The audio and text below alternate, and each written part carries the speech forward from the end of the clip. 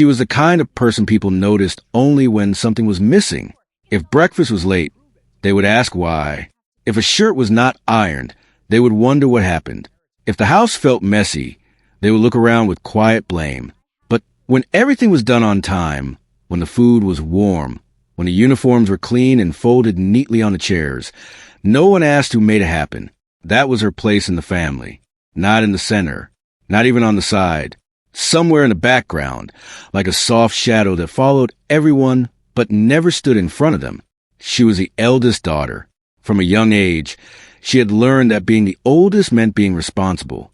While other children played outside until sunset, she stayed home helping her mother in the kitchen. She washed dishes standing on a small stool because the sink was too high for her. She learned how to calm her younger siblings when they cried. She packed their school bags, tied their shoelaces, and reminded them about homework. Her younger brother was bold and loud. He spoke with confidence, even when he was wrong.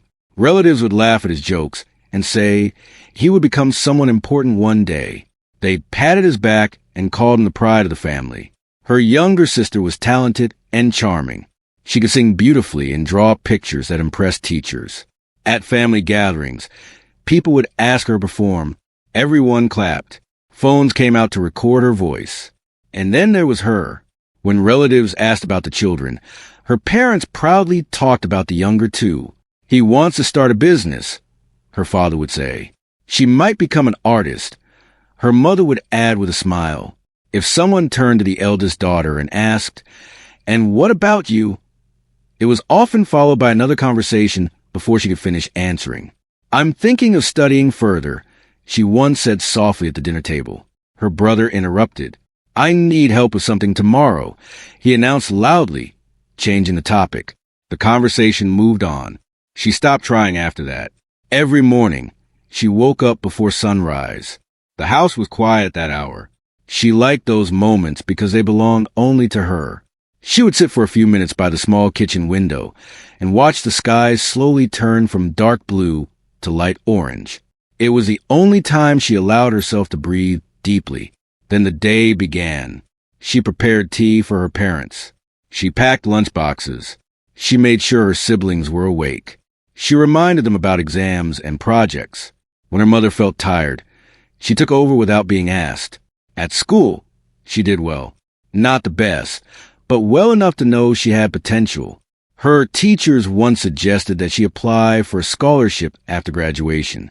They said she was disciplined and serious, qualities that could take her far. She carried that hope quietly in her heart. But hope needs support to grow. And in her house, support was limited. Money was always tight. Her father worked long hours and came home exhausted. Her mother managed the house carefully, counting every expense. When it was time to think about higher education, the family sat together to discuss finances. Her brother wanted to enroll in a business course. "It will help me earn quickly," he said confidently. Her sister needed special training classes for her talent. "She has a real gift," relatives insisted. "Don't waste it." Everyone agreed. Then her father looked at her. "You understand our situation," he said gently. "Maybe you can wait for a year. A year can change everything." She nodded. She did not argue. She told herself it was only a delay, not an ending. Instead of applying for university, she found a small job at a local store. The salary was modest, but she handed most of it to her mother every month. She kept only a small amount for personal expenses. "You're such a sensible daughter," her mother would say sometimes. "We are lucky to have you." Those words warmed her heart, but they were rare. More often, her efforts were simply expected. As months passed, the house continued to revolve around the younger siblings' dreams. Her brother talked about big plans and future profits. Her sister attended classes and performances. There was always something important happening in their lives. When she came home tired from work, no one asked how her day had been. If she mentioned feeling exhausted, the answer was simple. "Everyone is tired," her father would say. Life is not easy. She knew that. She never said it was. One evening, she found an old notebook from her school days. Inside, she had written down her goals. She had wanted to study finance. She had wanted to understand how money worked, how businesses succeeded or failed. She had written, "I want to build something strong for my family." She smiled sadly at her younger handwriting. Sometimes, she wondered what it would feel like to be asked about her dreams with real interest, to have someone say, "Tell us more," to have her words matter in a conversation. But she'd push those thoughts away. Wanting too much could lead to disappointment. At family gatherings, she moved like a helper rather than a daughter. She served tea, arranged chairs, cleared plates. Relatives praised her manners, but rarely her mind. "She will make a good wife one day," someone once said. She lowered her eyes and forced a polite smile. She did not want to be seen only as someone who served. She wanted to be seen as someone who thought, who planned, who dreamed, yet she never complained. Not to her friends, not to her family. She believed that love meant giving without counting. She believed that if she continued supporting everyone, one day they would naturally notice. What she did not realize was that people sometimes grow used to silent strength. They mistake it for endless supply. There were small moments when the loneliness felt heavier, like the night her brother celebrated a small achievement, and the house filled with laughter. She stood in the kitchen washing dishes alone, listening to the noise from the living room, or the afternoon when her sister returned from performance, glowing with excitement. Everyone gathered around to hear every detail. She stood at the doorway, smiling, waiting for a pause that never came. Still, she clapped the loudest. Deep inside, she promised herself something simple. She would not let bitterness grow in her heart. She would not compete for attention. She would build her own strength quietly.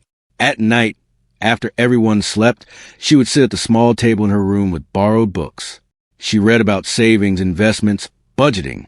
She watched free lessons online using her old phone. The screen was cracked, but it worked. No one knew she stayed awake that late. If her mother ever saw the light on the door and asked, she would say she was just organizing things. She was not organizing things. She was preparing. She did not know exactly for what. She just felt that one day, her family might need more than loud confidence or talent. They might need patience, planning, stability, and she wanted to be ready. Sometimes, before sleeping, she would stand in front of the small mirror in her room. She would look at her reflection and whisper, "You matter too." It felt strange at first, but slowly she began believing it. Her story at this point did not look dramatic from the outside. It was ordinary. A hard-working daughter helping her family. Nothing special, nothing loud. But beneath that quiet surface, something strong was forming. She was learning how to manage money carefully because she had seen what happens when there is not enough. She was learning how to stay calm because she had grown up in a house where emotions could rise quickly. She was learning how to observe because she was rarely the one speaking. Being ignored was painful, but it also gave her space to grow without pressure. The family did not realize it yet, but the quiet daughter in the background was becoming the strongest pillar of the house. For now, she remained unseen. For now, she continued waking up before sunrise, making tea, packing lunches, and going to work. For now, she accepted that her name was rarely the first one mentioned with pride. But life has a way of testing every family. And when that test came, the one they had overlooked would be the one standing firm. They just didn't know it yet. Life did not suddenly become harder for her. It became heavier in small, quiet ways. After she started working full-time at the local store, the family slowly adjusted to the extra income. At first, her parents were grateful. They told relatives proudly that their eldest daughter was helping out. But as months passed, gratitude slowly turned into expectation. Her salary became part of the family's regular budget. Bills were planned around it. Groceries were bought with it. School fees were paid using it. No one asked her anymore if she could manage. It was simply understood that she would. Every morning she left the house neatly dressed, her hair tied back, her bag resting carefully on her shoulder. The walk to work was not long, but it gave her a few minutes to think. She watched other young women her age walking toward colleges, laughing with friends, talking about exams and campus life. For a moment, she would imagine herself among them. Then she would shake the thought away and keep walking. At the store, she worked quietly but efficiently. She learned how to handle customers politely, even the difficult ones. She memorized prices. She kept track of inventory better than anyone else. Her manager began to trust her with small responsibilities like counting cash at the end of the day. It made her feel capable. But at home, that capability did not always translate into respect. If her brother needed money for a new business idea, the family would sit together and discuss how to arrange it. Sometimes her savings were suggested without directly asking her. "You're not spending much anyway," her mother once said gently. "It's for the family." She nodded and handed over what she had saved that month. Her brother spoke with excitement about profits and expansion. He was confident, full of plans. Everyone admired his courage. She admired it too, but she also noticed something else. He rarely thought about risks. He believed things would work out simply because he believed in them strongly. She wished someone would ask more questions. Her younger sister continued to attend her classes and small performances. She needed new materials, new outfits, new tools for her talent. The family stretched the budget to make sure she had them. Talent should not be wasted, relatives repeated often. Sometimes, when money was tied at the end of the month, her mother would sigh and say, "If only we had a little more." She wanted to say that maybe spending could be planned better. She wanted to suggest saving small amounts regularly. But each time she tried to speak about such things, the conversation moved elsewhere. "You think too much," her brother once laughed. "Money comes and goes. You have to take risks." She smiled softly. "But someone has to think about tomorrow." He waved his hand dismissively. "Tomorrow will take care of itself." Those words stayed in her mind longer than he expected. At night, after dinner, she would clear the table while the others talked in the living room. She could hear their laughter drifting into the kitchen. Sometimes they discussed future dreams, big houses, successful businesses, travel plans. She listened quietly, washing dishes under warm water, wondering if her idea of the future was too simple. Her dream was not loud. She did not imagine grand houses or expensive cars. She imagined stability, a home where bills were paid on time, a savings account that grew slowly but steadily, a family that did not panic every time an unexpected expense appeared. That dream felt almost invisible compared to the others. As time passed, her responsibilities grew. If her mother felt unwell, she handled the cooking entirely. If her father needed help organizing paperwork, she sat with him and sorted through documents carefully. If her siblings argued, she tried to calm them down. She would become the quiet problem solver of the house. But solving problems without recognition can slowly tire the heart. One evening, after a long shift at work, she returned home feeling unusually exhausted. Her feet hurt. Her head felt heavy. She had dealt with an angry customer earlier who blamed her for something she did not control. When she entered the house, she saw tension in the air. Her brother's latest business plan required more money. The family's savings were almost gone. "We just need a little more support," he was saying confidently. "Once this works, everything will change." Her father looked worried but hopeful. Her mother looked unsure. Then all eyes slowly turned toward her. She understood before anyone spoke. She went to her room, opened a small metal box under her bed, and took out the envelope where she kept her savings. It was not a large amount, but it was a result of many months of careful planning. She had skipped small personal comforts to build it. When she placed the envelope on the table, her brother grinned. "You won't regret this," he said. "Trust me." She did trust him, but she also felt a small knot in her stomach.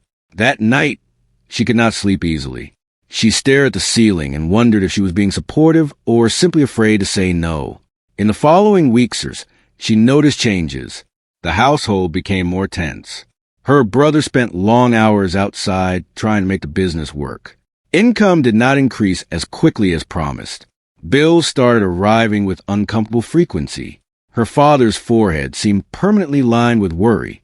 Her mother counted expenses more often. No one directly blamed her brother, but the unspoken fear was growing. During this time, she did something quietly important. Instead of giving up on planning, she doubled down. She began tracking every household expense in a small notebook. She wrote down how much was spent on groceries, electricity, transport, and other needs. She calculated where small cuts could be made without hurting anyone. She also started saving again. This time, she did not mention it. Even if it was a tiny amount each month, she kept aside in a separate envelope hidden carefully. She told herself it was not about distrust. It was about protection. At work, she asked her manager if she could take on additional responsibilities to earn slightly more. She learned about supplier discounts. She asked questions about how the store managed profits and losses. Her manager once said, "You think like an owner, not an employee." She carried that sentence in her heart like a small medal. Back at home, however, the emotional distance grew quietly. She felt like the steady ground beneath everyone's feet, but no one looked down to see what they were standing on. One Sunday afternoon, relatives visited. The conversation turned again to the younger siblings' futures. Big dreams were discussed. Plans were praised. Laughter filled the room. Someone turned to her and asked casually, "Are you still working at that small store?" She nodded. "That's good," the relative said kindly but briefly, before returning attention to the others. She excused herself and went to the kitchen. For a moment, tears gathered in her eyes, not because of what was said, but because of what was not said. No one asked if she was happy. No one asked if she wanted something more. She wiped her face quickly and returned with tea. That evening, after everyone left, she sat alone by the window. The sky was dark and the street outside was quiet. She allowed herself to feel the weight she had been carrying. It was not just financial responsibility. It was emotional responsibility. She felt responsible for keeping peace, for keeping hope alive, for keeping the house steady. But she also realized something important in that silence. Being ignored had given her a strange kind of freedom. No one expected greatness from her. No one pressured her with big dreams. That meant she could build her strength quietly, without noise, without distraction. She closed her eyes and made a silent promise to herself. She would continue supporting her family, but she would also protect her own future. She would not let her dreams disappear completely. Even if they moved slow yard instead of quickly, they would still move. The weight she carried was heavy, but it was shaping her. And though no one in the house fully understood it yet, the quiet sister was becoming something far stronger than anyone realized. The world outside the house might not see her. The relatives might overlook her. Even her own family might take her for granted. But inside, she was building something steady. And when the time came, that steadiness would matter more than loud confidence or shining talent. For now, she kept walking to work every morning. She kept writing numbers in her small notebook. She kept saving small amounts in secret. She kept choosing patience over anger. She did not know exactly when her strength would be needed, but deep down, she felt it. A storm was coming, and she was preparing for it in silence. The storm did not arrive with thunder. It came quietly, like a small crack in a wall that no one notices until a whole structure begins to shake. At first, it was only small delays. Her brother's business payments were late. A supplier asked for more time. A promised profit did not arrive. He came home one evening less confident than usual, but he still smiled and said, "It's just a temporary setback." Everyone wanted to believe him. Days turned into weeks. The phone began ringing more often. When it rang, the room would grow silent. Her father would clear his throat before answering. His voice, once steady, began to sound careful, almost apologetic. Bills piled up on the small table near the door. Electricity, rent, inventory payments. Each envelope looked harmless alone, but together they felt like heavy stones. Her brother stopped talking about expansion. He stopped using words like growth and success. Now he said things like, "I just need more time." Time, however, was not on their side. One evening, she returned home from work and found her mother sitting at the dining table with papers spread everywhere. Her father stood by the window, silent. Her brother was pacing the room. "What happened?" she asked softly. No one answered immediately. Finally, her father spoke. "The business has more debt than we thought." The words felt heavy in the air. Her brother ran a hand through his hair. "It's not permanent. I can fix it." "How?" her mother asked quietly. He did not respond. That night, no one ate properly. Plates remained half full. Conversation stopped midway. Even the walls seemed to hold their breath. She sat at the table long after everyone went to their rooms. Slowly, she pulled the stack of bills toward her. She began reading them one by one. She noticed numbers that did not match earlier estimates. She saw interest charges that had grown quietly. Her chest tightened, but her face remained calm. She went to her room and took out her notebook, the one where she had been tracking expenses for months. She compared the household income to the new total debt. The gap was frightening. For a moment, fear tried to take over. She imagined losing the house. She imagined her father's health worsening under stress. She imagined arguments breaking the family apart. She closed her eyes and took a deep breath. Panic would not solve anything. The next morning, she woke up earlier than usual. Instead of preparing breakfast immediately, she sat with a calculator and her notebook. She wrote down every source of income, her salary, any small earnings left from the business.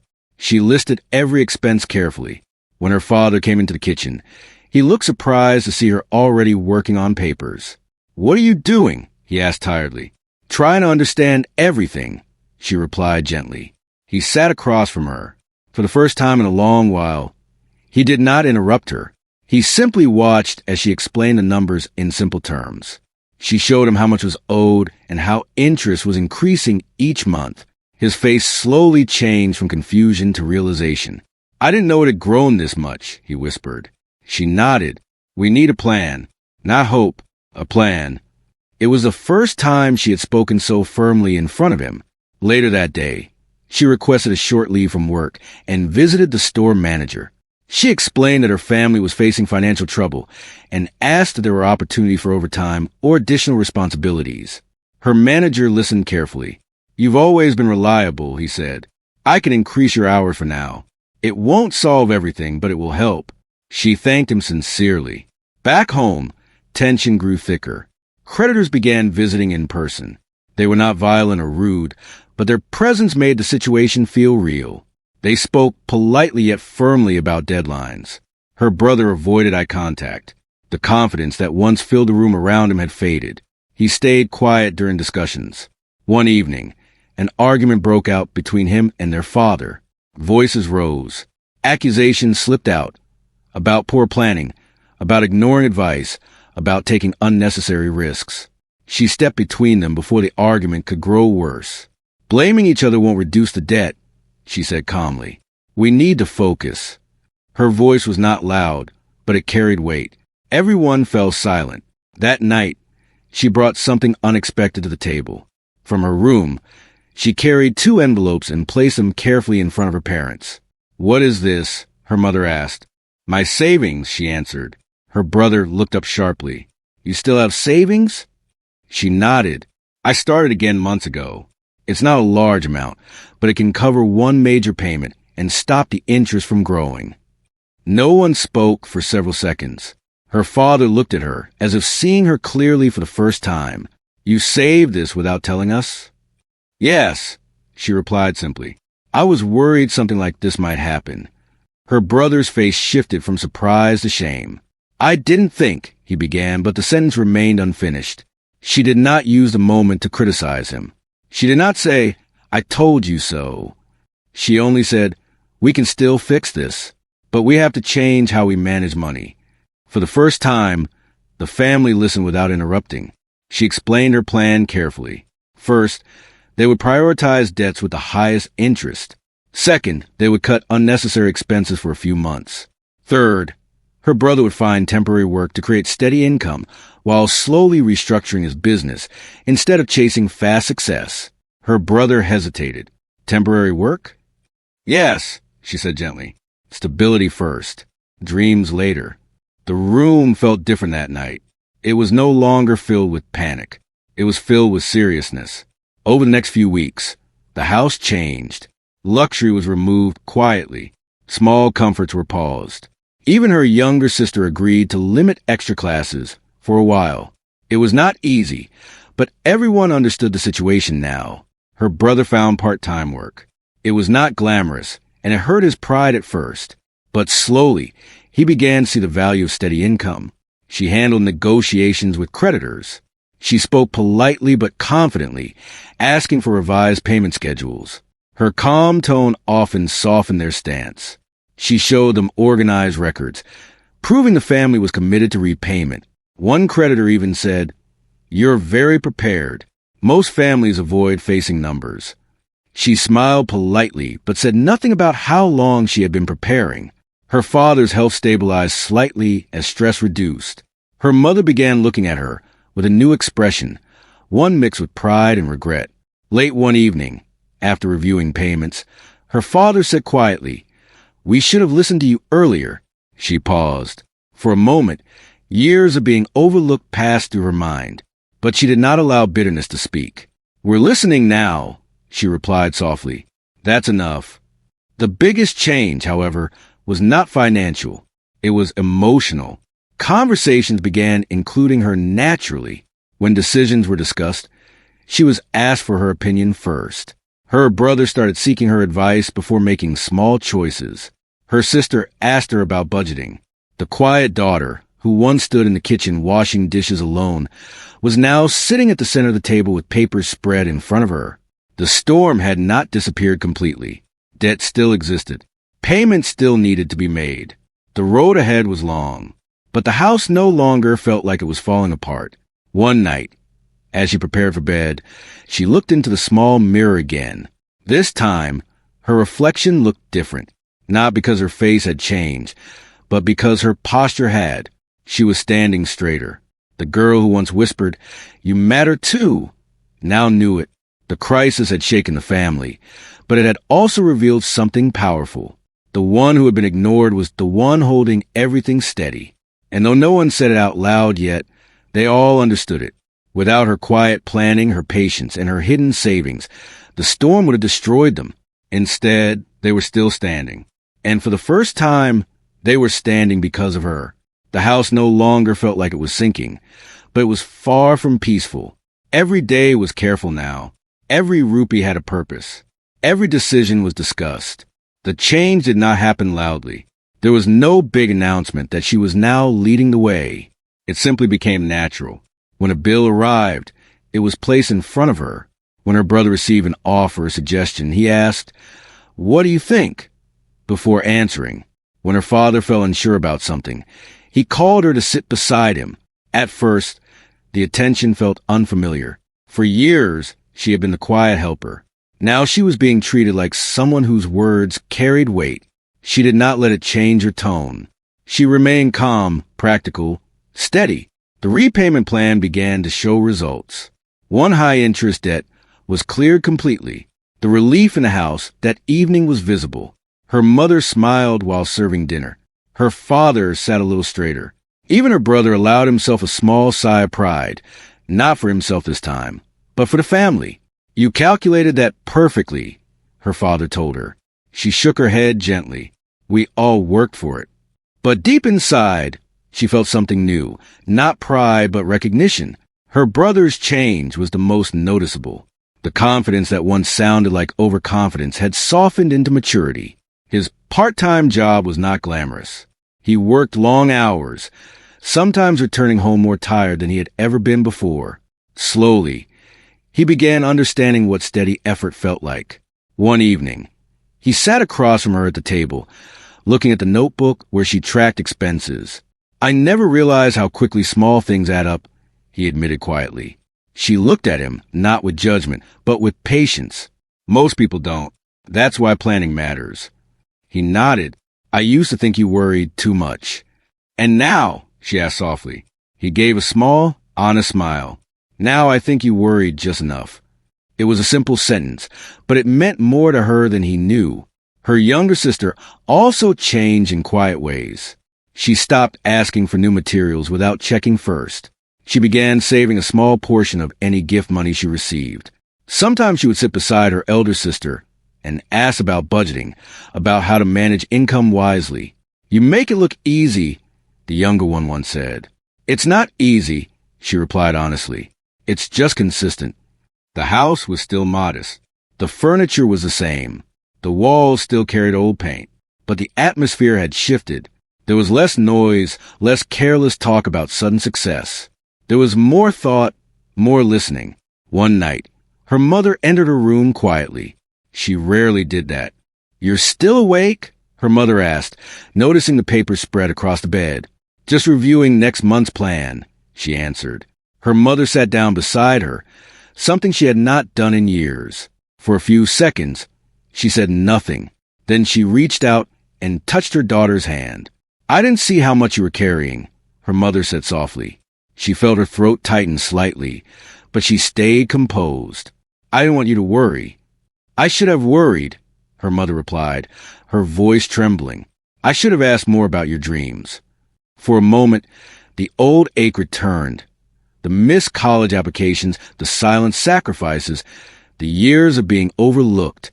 But instead of letting that pain grow, she chose something else. "There's still time," she said gently. Her mother looked at her with tears in her eyes. "You gave up so much." "I postponed it," she corrected softly. "Not gave up." That night, after her mother left the room, she sat quietly for a long time. She realized something important. Being strong did not mean ignoring her own desires forever. It meant choosing the right time. The family's respect for her grew not because she demanded it, but because she earned it through action. Relatives began noticing the change too. At a small family gathering, someone mentioned how quickly the household had recovered from such serious debt. Her father responded differently this time. "It was her planning," he said clearly, nodding toward his eldest daughter. "She saved us." The room grew quiet for a second. Several eyes turned toward her. She felt heat rise to her face, but she did not look away.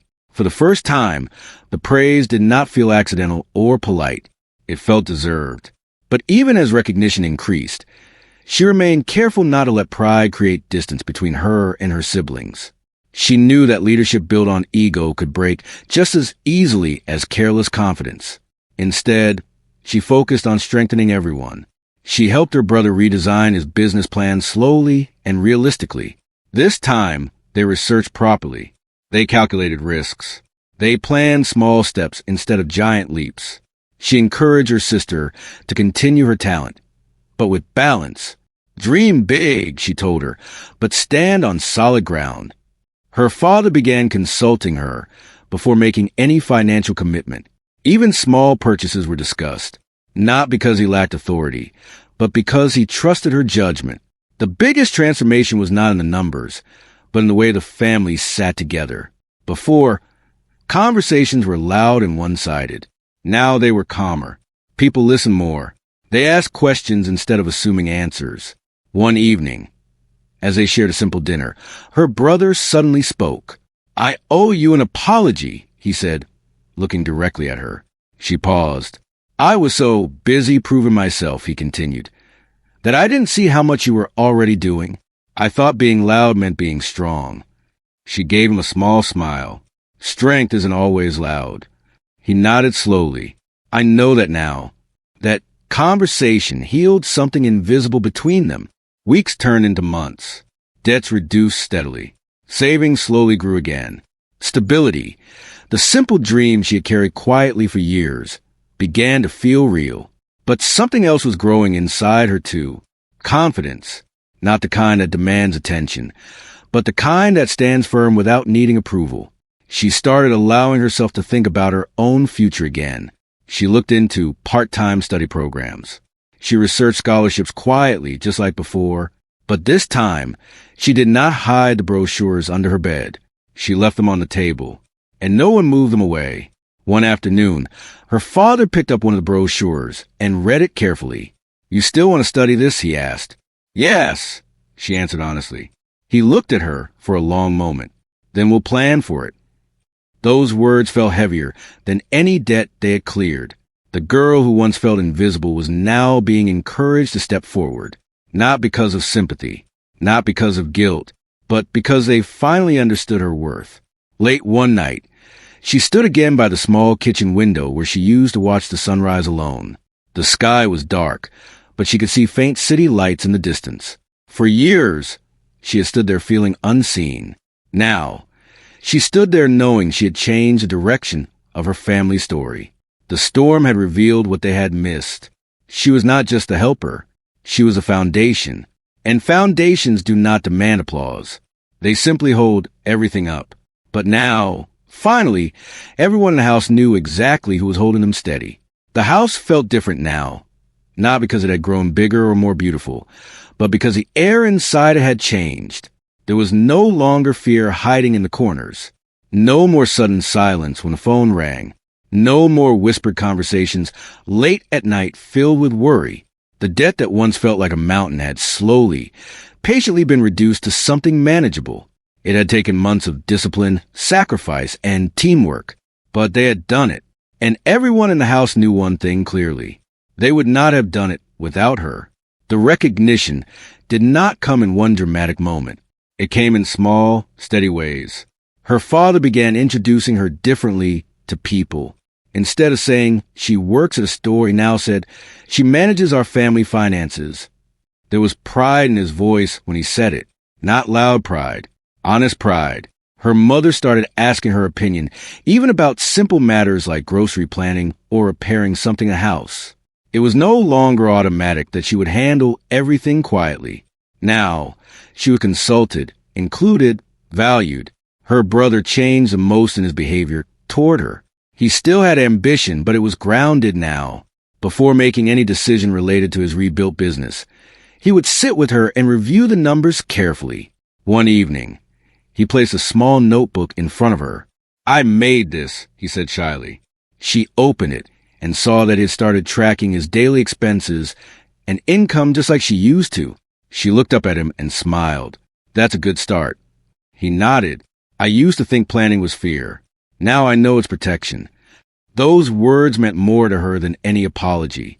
Her younger sister also grew closer to her.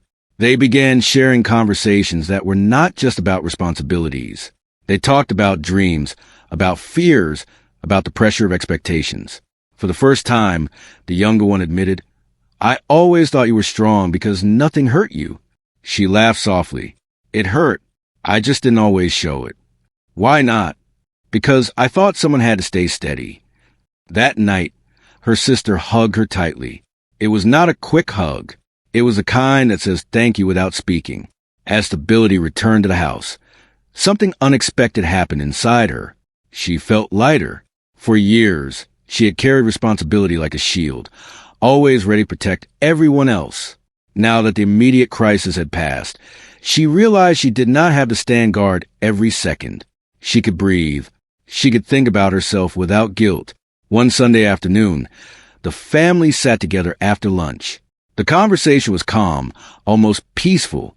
Her father cleared his throat. We need to talk about something important, he said.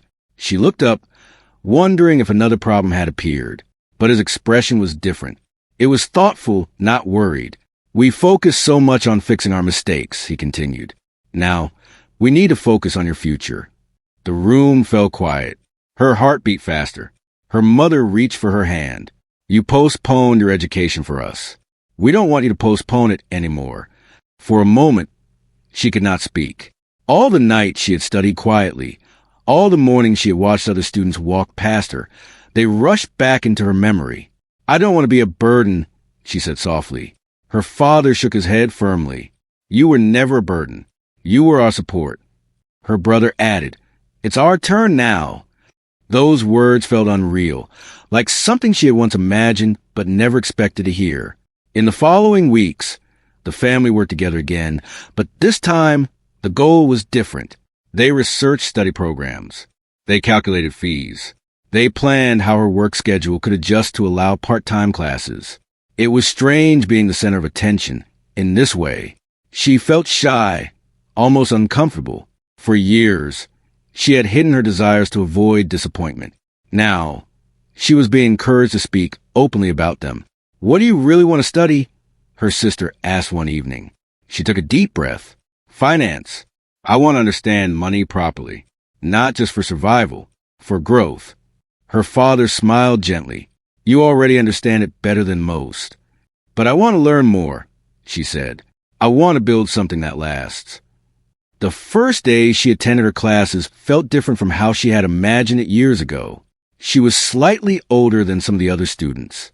She carried experience with her, not just books, but real-life lessons. As she sat in the classroom, listening to the lecture, she felt something settle inside her. This was not just education. It was restoration. She was not chasing success to prove something.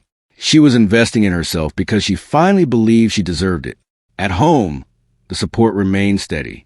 Her brother handled more household tasks without being asked. Her sister often prepared dinner when she had late classes. Her mother reminded her not to overwork. Her father waited up sometimes just to ask how her day went. "How was the lecture?" he would ask. She would explain concepts excitedly, using simple words. And for the first time, people listened with interest. Months passed.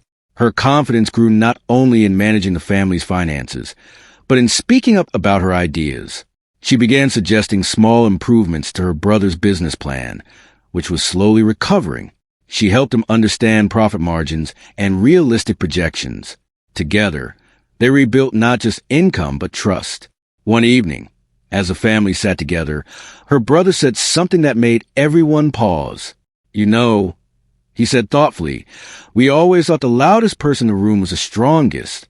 He looked at her, but the strongest one was the quietest. No one disagreed. Her mother added softly, "We almost didn't see it." There was no bitterness in her heart when she heard those words, only gratitude that they had seen it eventually. The house still had challenges. Life did not become perfect overnight. There were still bills to pay, responsibilities to manage, small disagreements to resolve. But the foundation was stronger now, not because of money alone, because of awareness. They had learned to listen.